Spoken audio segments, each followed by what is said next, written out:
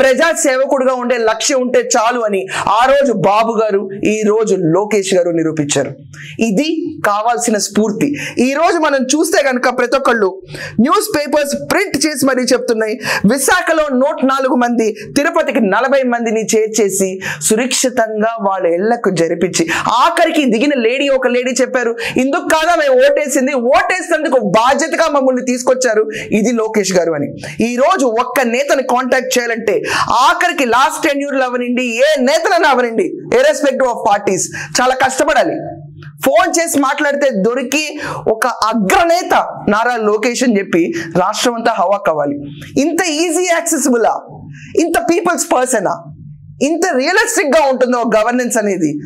Yes, publicity ఉంటే last టెన్యూర్లో ఏ నేత ఆకుండా ఉండేవాడు చెప్పండి?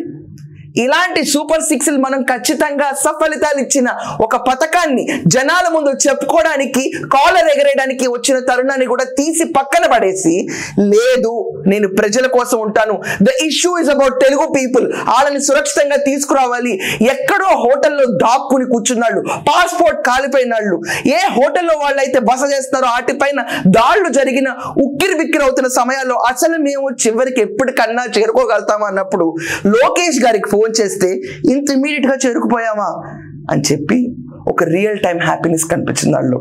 This is real government. Government పక్కన పెట్టండి, ఈయన ప్రజానేత.